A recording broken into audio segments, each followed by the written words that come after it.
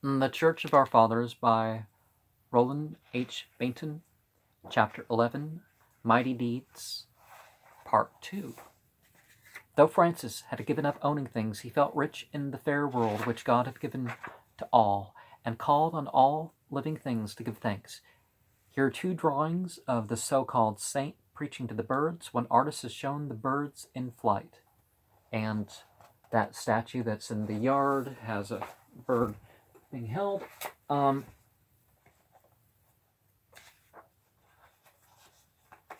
But I will agree that the use of the body as a means is a good concept to live on.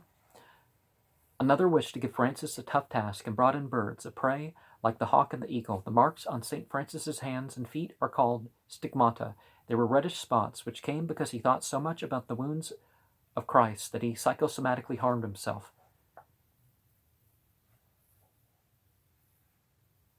In his sermon on the birds, St. Francis said, "Little sisters, you should praise God that he saved you in the ark and gave you the air in which to fly.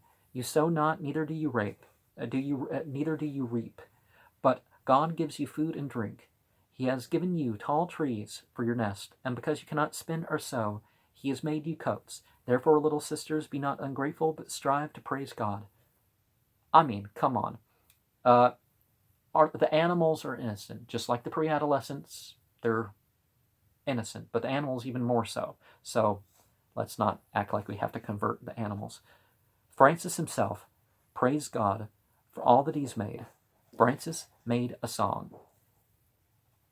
It is the first poem in the Italian language. This is what it means in English.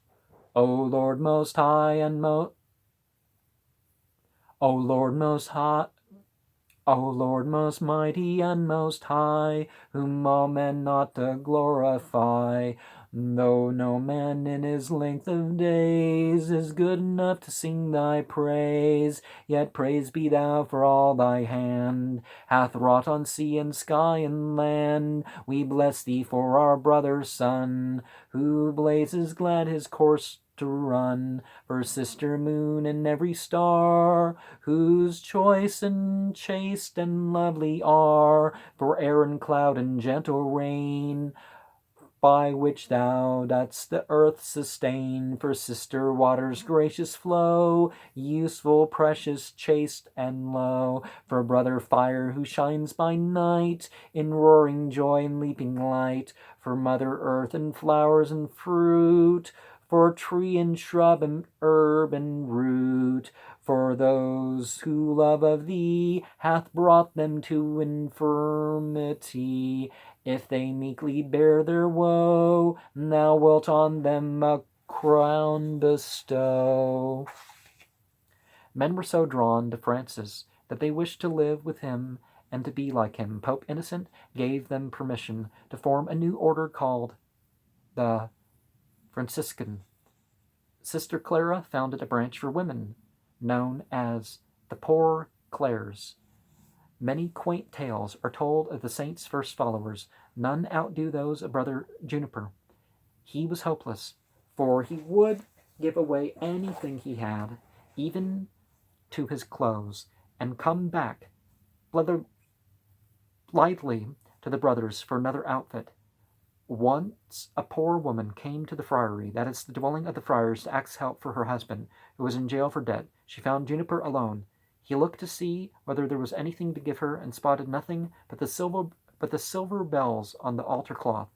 Now, thought he, we can get along without these, and he cut them off and gave them to her. When the brothers came home and saw the damage, they complained to the father in charge. "What would you expect?" said he. "I'm surprised he even left the altar cloth. But I'll scold him. Send him in." Juniper came, and the father lectured until he was hoarse, and then went to bed.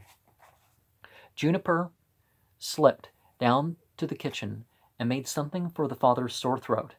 But by the time it was ready, the father was asleep and had to be aroused.